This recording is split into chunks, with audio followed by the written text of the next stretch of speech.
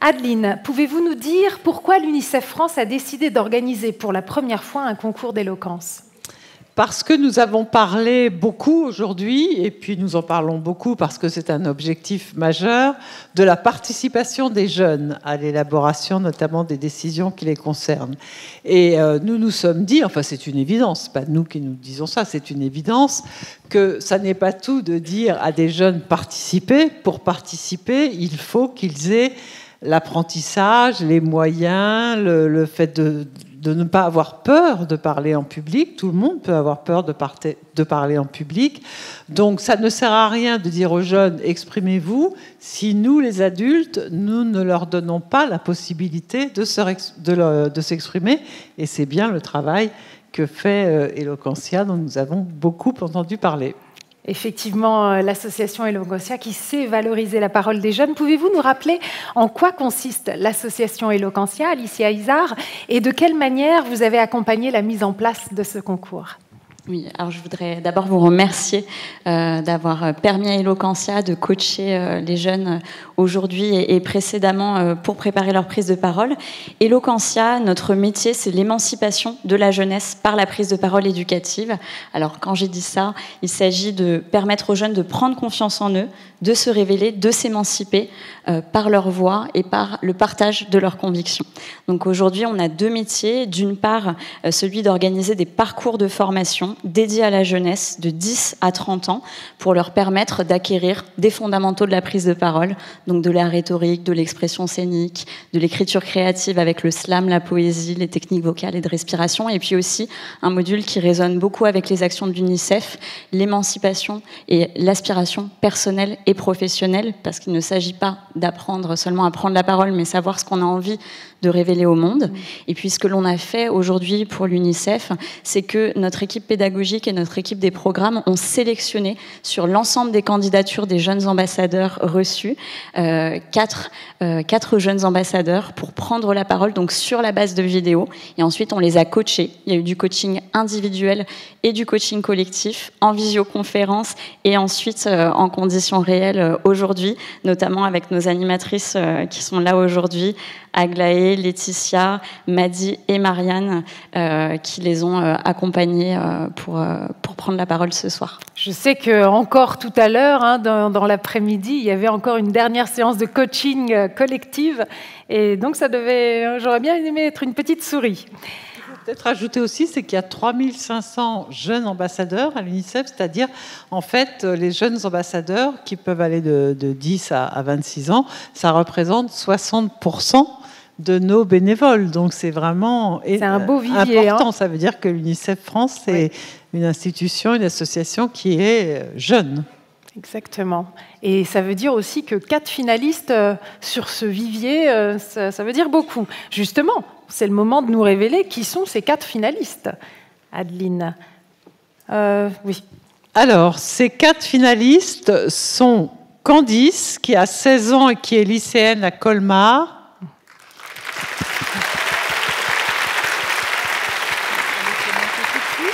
Non, après. Max, qui a 17 ans et qui est lycéen à Colmar également.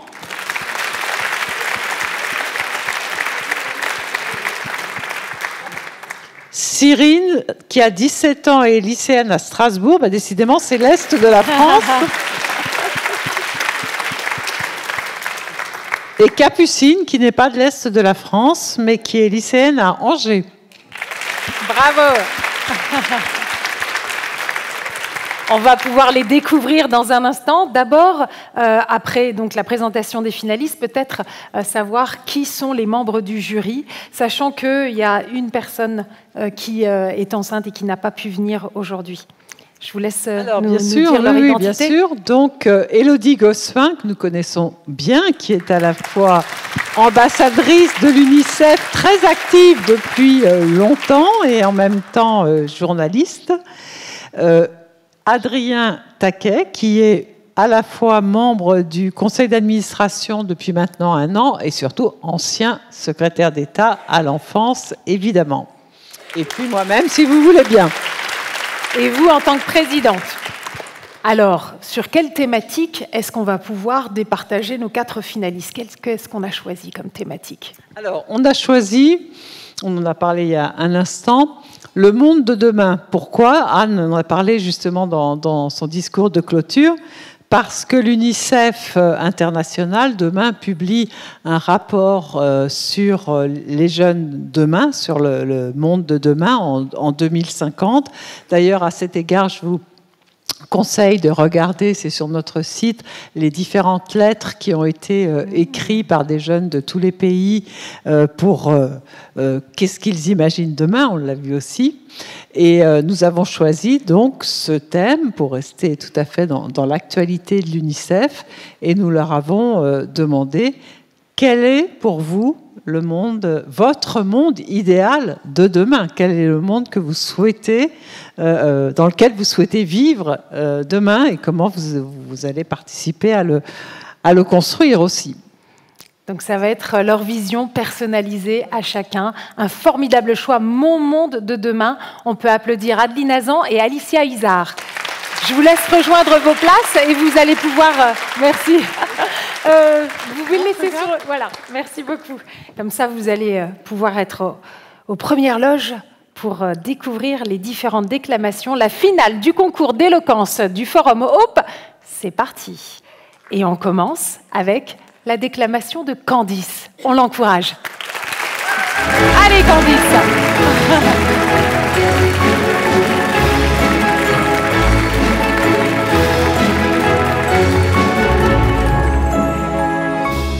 Candice, venez me rejoindre. Centre-scène. Merci. Je vous laisse la scène.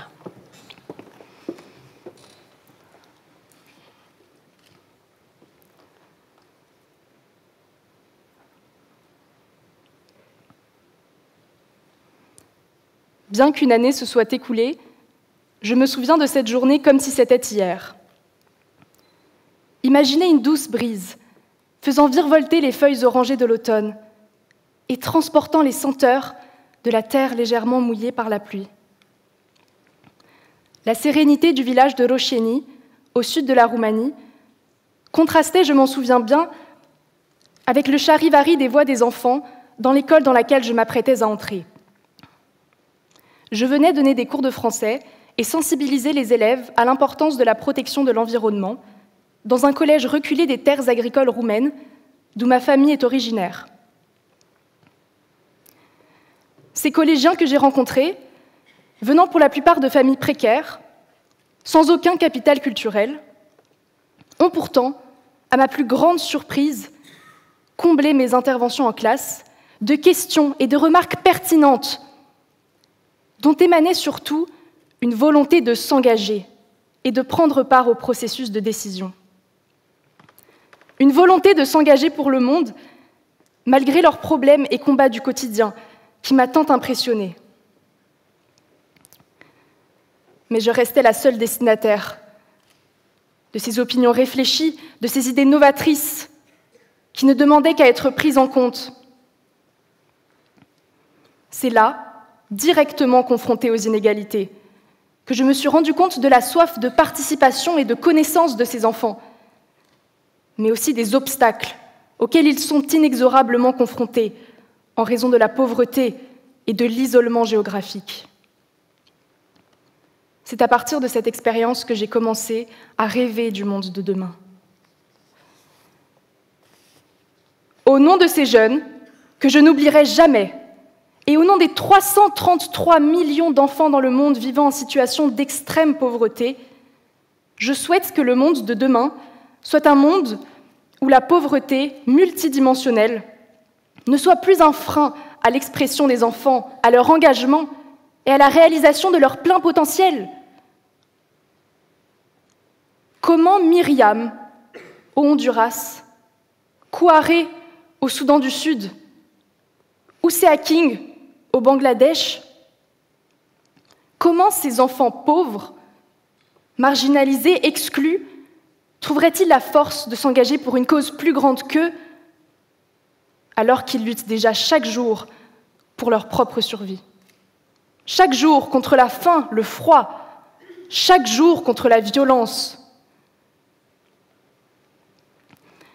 Pour que la pauvreté ne soit plus un frein à l'engagement citoyen, les gouvernements doivent s'allier pour faire en sorte d'améliorer le niveau de vie des populations, à l'exemple de notre Union européenne, dont les pays se sont massivement développés en unissant leurs forces. L'éducation et la lutte contre la traite et le travail des enfants doivent être une priorité pour tous les États.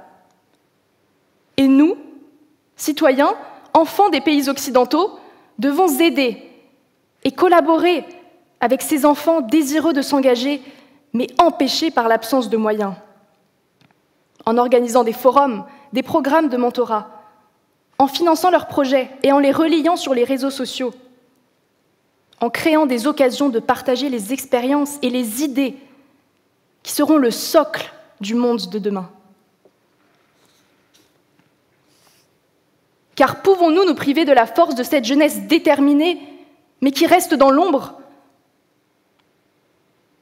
Non, elle est la mieux placée pour résoudre les défis du monde auxquels elle est confrontée au quotidien. Les adolescents d'Afrique subsaharienne, qui seront plus de 500 millions en 2050, ont la capacité d'insuffler de profonds changements, pour peu qu'on les prenne en considération et que les gouvernements investissent. À l'image de la jeune réfugiée syrienne, Mouzoun Al-Melehan, ayant milité en faveur de l'accès à l'éducation des enfants, alors qu'elle vivait dans un camp de réfugiés en Jordanie, soutenu par l'UNICEF.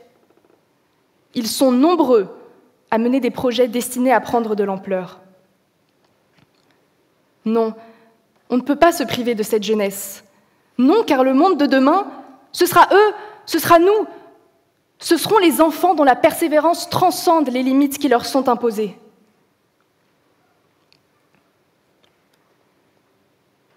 Il est difficile, je le concède, de penser au monde de demain, alors que celui dans lequel nous vivons est fracturé, polarisé, et nous rappelle incessamment qu'il persiste la pauvreté, les injustices et la brutalité. Mais lorsqu'un jeune s'engage pour une cause plus grande que lui, qui le dépasse et l'inspire, alors tout son monde commence à miroiter de possibilités infinies, alors que naît le sentiment nouveau de l'espoir d'une puissance infinie. Les voix de ces enfants continuent et continueront de résonner. Dans une cour de récréation, aux feuilles orangées et à la terre légèrement mouillée par la pluie, qui feront du monde de demain, j'en suis sûre, le résultat de nos actions collectives et de nos combats engagés. Candice. Bravo.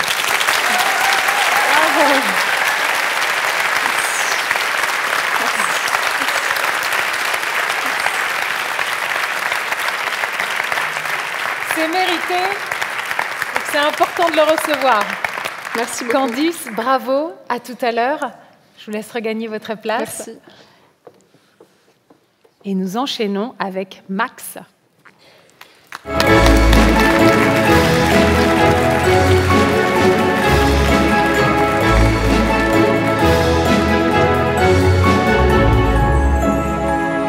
Viens me rejoindre, Max. Merci. Et je te laisse la place.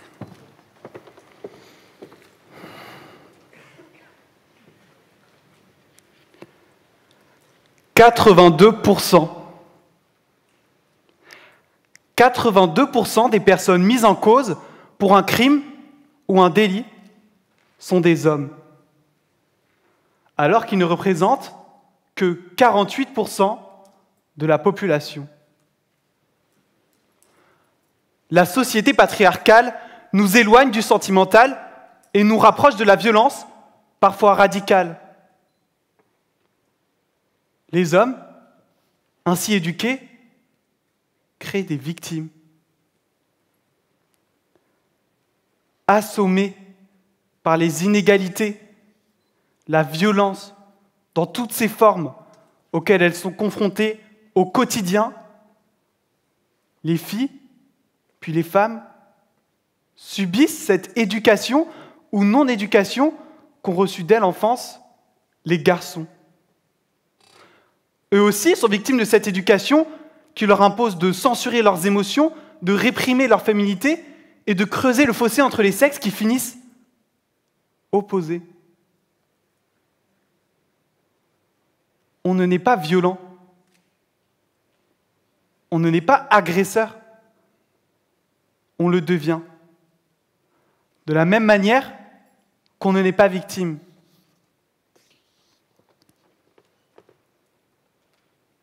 Dans mon monde de demain, pour une société plus apaisée, les garçons seront mieux éduqués. Pour mon monde de demain, c'est à nous, garçons, hommes, d'évoluer, et non plus aux potentielles victimes de se brider et d'accepter de vivre dans la peur d'une violence qui peut toujours arriver. Trop de fois dans ma vie, j'ai été confronté à des attentes implicites ou explicites qu'on avait de moi en tant que garçon. Des attentes qui m'ont fait douter, qui m'ont freiné, même dans ma démarche d'aborder ce sujet devant vous ce soir, qui me tient pourtant tellement à cœur.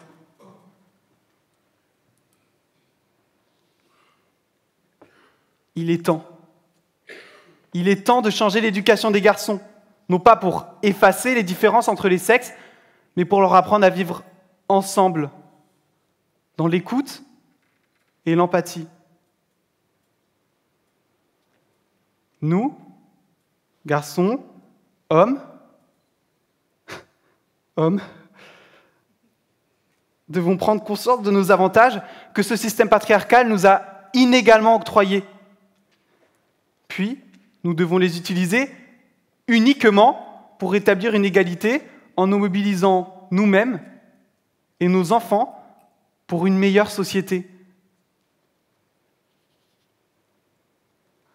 Apprenons aux enfants, aux garçons particulièrement, à exprimer leurs émotions.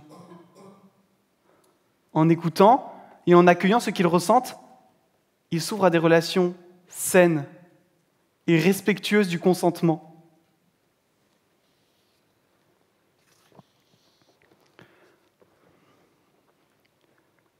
D'après le rapport « La santé mentale des enfants », un enfant sur 7 souffre de troubles mentaux. Imaginez ces enfants se censurer eux-mêmes, seuls, invisibles, dans une salle de classe où leurs émotions sont considérées comme risibles. Puis, imaginez la même situation, mais où chaque voix compte, où chaque émotion est accueillie. C'est ça, oui, c'est ça mon monde de demain. Une éducation qui encourage l'empathie peut réduire les comportements violents de 50%, d'après l'UNICEF.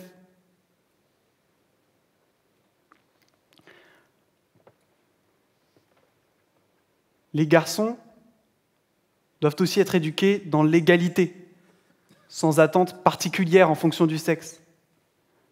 Les stéréotypes de genre, ces chaînes invisibles, nous conditionnent à être durs, à réprimer nos sentiments qui s'accumulent et peuvent ressortir de manière violente. 55% des garçons croient qu'ils doivent être forts. Dès lors qu'ils sortent de ces attentes, ils sont méprisés. Arrête de pleurer, c'est pour les filles.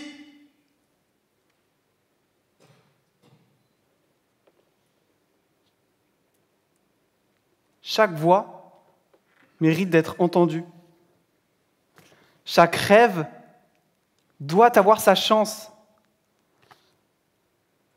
Enseignons aux enfants à briser ces stéréotypes et favorisons un environnement où chacun peut suivre son propre archétype.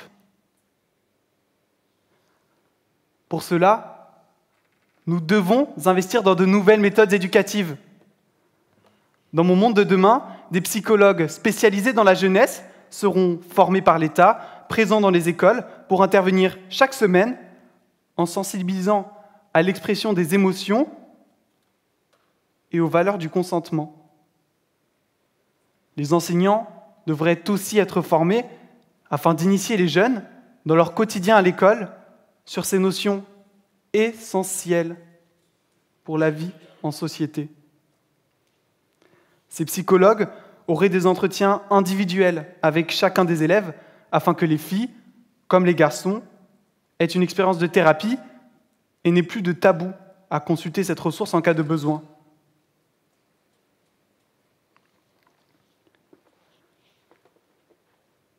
Cela permettrait de déceler les potentiels traumatismes que pourrait vivre un enfant afin de les traiter, d'assurer le respect de ses droits, mais surtout de bannir la reproduction de ces comportements violents vécus.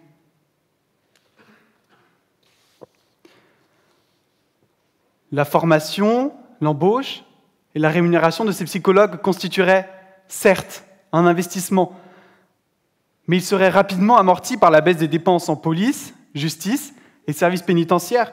Puis, accessoirement, la population serait plus heureuse. Pour mon monde de demain, engageons-nous ensemble pour une meilleure éducation des garçons, bénéfique à tous. Tous. C'est le prochain pas à franchir qui suivrait tous ceux des féministes avant nous, qui ont su libérer les paroles, se soulever et dénoncer les inégalités dont elles étaient victimes et dont elles le sont toujours aujourd'hui. Comme elles, ayons le courage et la force de prendre des initiatives pour que notre société de demain soit moins abusive. Transformons ensemble tous ces hommes mis en cause en un monde d'hommes et de femmes en symbiose.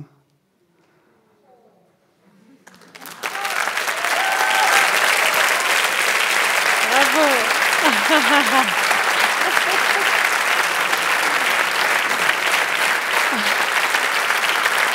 C'était Max. Merci. Merci Max. Avec plaisir.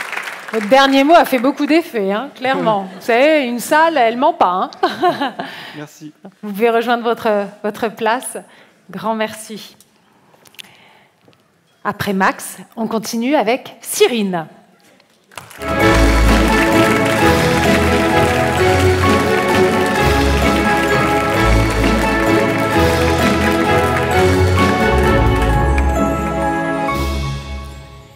Cyrine, venez me rejoindre. Voilà le centre de la scène. Prenez place et je vous laisse.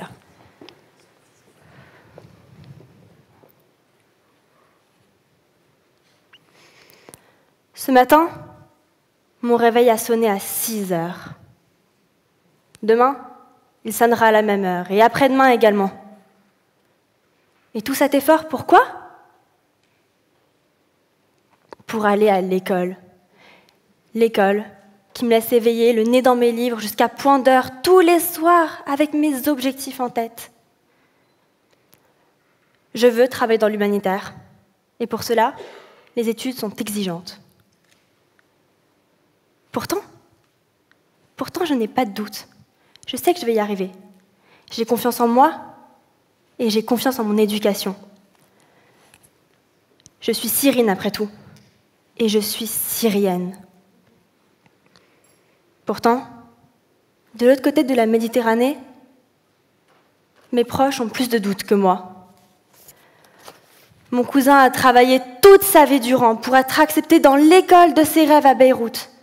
Sa lettre d'admission dans sa main et sa valise dans l'autre, il s'en va effleurer l'objectif de sa vie avant qu'il ne lui soit arraché.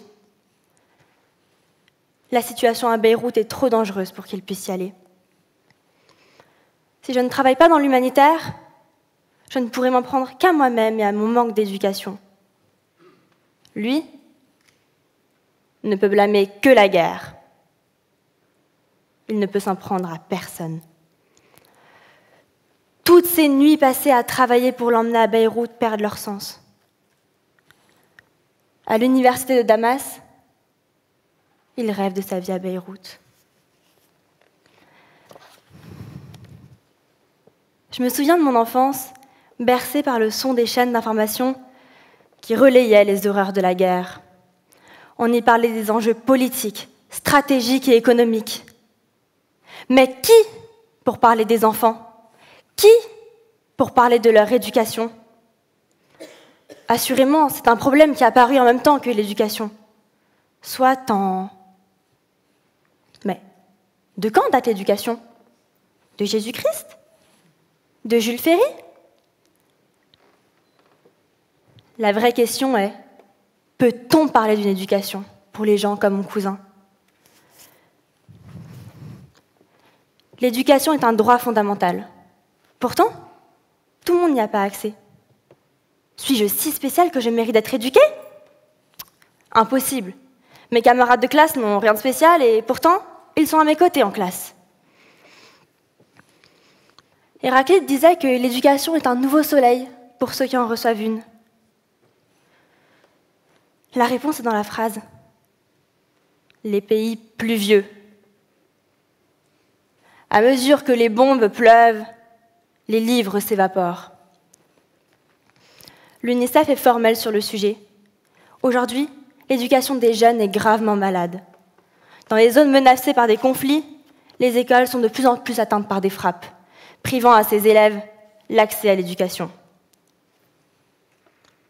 L'enfance inéduquée est un danger. Alors que petite, je jouais avec mes copains aux soldats, 300 000 enfants sont des soldats.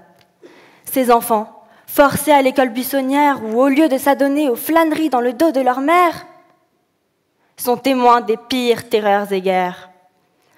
Ces enfants soldats, à quelques milliers de kilomètres au sud, sont réduits à la servitude, abusés et exploités. Cette guerre qui leur abolit toutes les perspectives d'un monde de demain dont ils auront pourtant besoin. Mais comment faire? Qui peut faire? La réponse est évidente. Ce sont les enfants. On a beau dire que l'homme est un loup pour l'homme, l'enfant est une bouée pour l'enfant. L'UNICEF recueille ces enfants soldats et une fois scolarisés, ils témoignent de leur vécu. Au détour d'un récit personnel, l'ex-enfant soldat Ishmael Béa dénonce ces pratiques et encourage à la paix. Cependant, malgré les efforts faits, cela reste trop insuffisant. Un monde sans enfants soldats est un monde où l'éducation n'est pas impactée par la guerre. Si vous ne le pratiquez pas, vous oublierez l'allemand, me disait ma professeure à chaque fin de cours. Je crois bien qu'elle avait raison. Ces enfants n'oublieront jamais la guerre. La guerre n'a sa place que dans les manuels scolaires.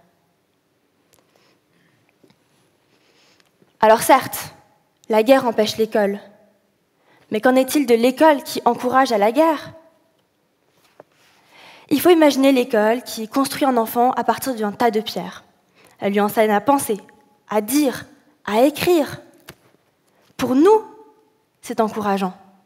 Mais encore, faut-il avoir confiance en la dite école?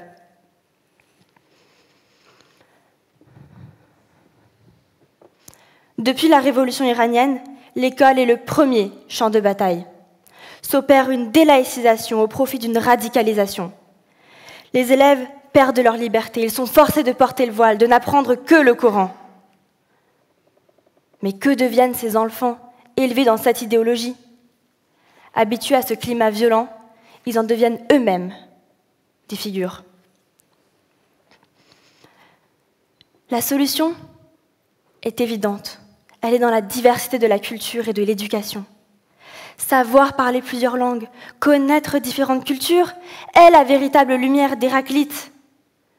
Une langue est avant tout une culture. Et avec une nouvelle culture apparaît un miroir, un axe de comparaison. Ce matin, je me suis réveillée à 6 heures avec peu d'entrain. Mais ce soir, je me coucherai tard, mais avec espoir.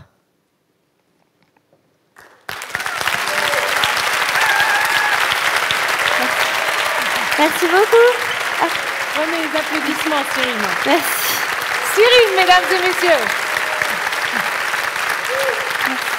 Merci beaucoup. Bravo, Merci à bravo vous. à vous. Merci beaucoup. Vous pouvez regagner votre place. Merci, Cyrine.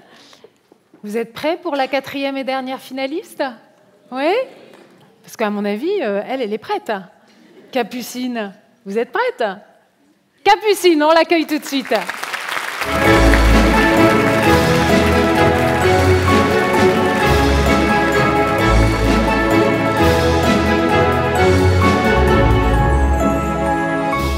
Pas facile de passer en dernier, mais la place est chaude, tout va bien.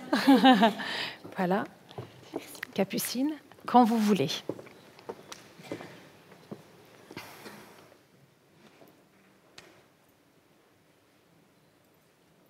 « 10 sur 10. Non, ce n'est pas ma note à la dernière évaluation de sport. 10 sur 10, c'est plutôt la proportion d'enfants exposés à au moins un risque climatique ou environnemental, soit la totalité. Cela veut dire que lorsque vous en croisez un, celui-ci est forcément menacé par des inondations, des canicules, des cyclones, et j'en passe. Pourtant, 73% des enfants considèrent qu'ils ne sont pas assez associés aux décisions politiques qui les concernent. On a donc un petit souci là, parce que le quart de la population mondiale, qui fait partie des plus vulnérables au changement climatique, est aussi le moins écouté. Pourtant, à part lorsqu'ils sont bébés et qu'ils explosent leur bilan carbone avec leur consommation de couches, peut-on imaginer plus innocents que les enfants? Ils ne sont franchement pas responsables des actions de destruction du vivant des générations précédentes. Les jeunes semblent donc être les plus à même pour agir en faveur de leur futur qu'ils souhaitent désirable. Mais bien souvent, les politiciens et adultes font tout pour les en empêcher, en ne leur donnant pas assez de solutions et d'opportunités pour s'exprimer sur ce qu'ils proposeraient afin de réduire le changement climatique. Francisco Vera est un enfant colombien. Sa ville natale, Villeta, est verdoyante comme tout, entourée de montagnes et de forêts luxuriantes sur des kilomètres. C'est ici qu'il grandit, en compagnie d'une faune incroyable qu'il observe avec attention. Un jour, alors qu'il est confronté aux images effarantes des feux de la forêt amazonienne, il est décidé à agir contre la destruction de la biodiversité et en faveur du droit des enfants à un environnement sain. Alors, à 9 ans, il crée le mouvement des gardiens de la vie, qui rassemble plus de 700 enfants en Colombie, en promouvant l'éducation au changement climatique et en plantant près d'1 millier d'arbres. Il mène des actions de plaidoyer auprès des politiques, organise des ramassages de déchets ainsi que des manifestations. Il écrit même un livre pour parler des enjeux climatiques. Il prend la parole au Parlement colombien et lors de la COP27. Tout cela en seulement 6 ans.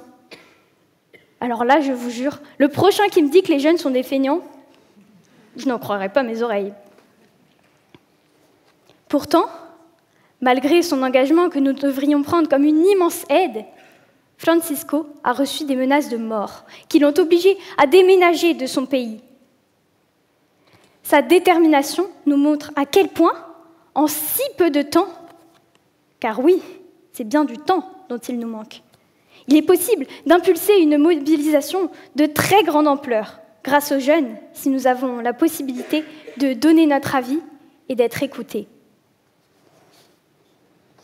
Et oui, nous sommes le présent et le futur. Nous sommes aujourd'hui et demain. Car à tous ceux qui pensent que 4 degrés de plus, Qu'est-ce que ça peut bien changer à ma petite vie, si ce n'est que ce sera plus sympa et ensoleillé pour un week-end à Barcelone en plein mois de décembre? Je vous vois. Eh bien, rappelez-vous qu'il y a 252 millions d'années, durant une extinction de masse, le cycle du carbone a été tout à fait bouleversé. Ce gaz, qui est normalement rejeté dans des proportions raisonnables, a été dégagé dans l'atmosphère en milliers de gigatonnes par des volcans mesurant la taille de continents entiers. La température globale de la Terre a seulement augmenté de 10 degrés. Pourtant, les océans sont devenus extrêmement acides. Des cyclones ont envahi le ciel avec une puissance inouïe. Et la vie a purement et simplement failli disparaître. Il a fallu 10 millions d'années pour que la planète reprenne son souffle. Ce dérèglement était en grande partie lié à la combustion d'énergie fossile, ce qui nous ramène à ce que nous vivons aujourd'hui.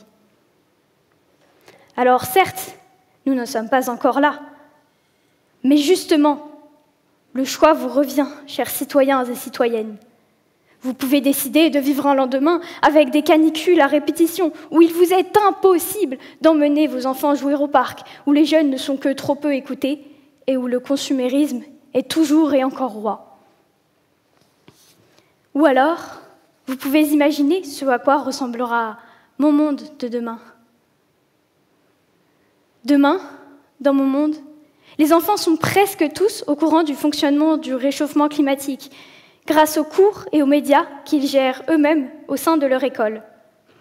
Demain, dans mon monde, les adultes comprennent qu'eux aussi peuvent apprendre des enfants que l'éducation fonctionne à double sens. Les jeunes ont des solutions intéressantes à proposer pour résoudre une part de la crise climatique. Demain, dans mon monde, la Convention citoyenne des jeunes des 4 coins du globe se réunit tous les mois afin d'inciter les dirigeants à prendre des mesures fortes pour protéger les enfants du dérèglement climatique. Demain, dans mon monde, les pays du Nord assument leurs responsabilités envers ceux du Sud, en les dédommageant des pertes causées. Demain, dans mon monde, les enfants sont informés de leur droit d'interpeller leurs représentants sur des situations qui les inquiètent, et ces derniers prennent bien évidemment en compte leur avis afin de monter des projets ambitieux. Dans quelques jours, à cette heure-ci, aurez-vous désormais oublié cette prise de parole? C'est probable, très probable, enfin, pas trop quand même, j'espère. Mais si vous, les 2,2 milliards autres enfants, vous armez de courage et de détermination, alors, ensemble, nous pourrons montrer aux adultes à quel point notre futur sera magique grâce à vous. Et l'un d'entre vous fera forcément évoluer les mentalités. Et vous, que préférez-vous? Il vous revient la responsabilité de faire le bon choix. Notre monde d'aujourd'hui ou mon monde de demain? Si vous choisissez la deuxième option, dès ce soir, désormais, il nous faut changer. Bouger les lignes, entamer une transition juste et équitable pour tous en utilisant l'action collective pour protéger et écouter enfants et jeunes. Nous avons un pouvoir incroyable pour révolutionner la société. Alors, qu'attendons-nous ?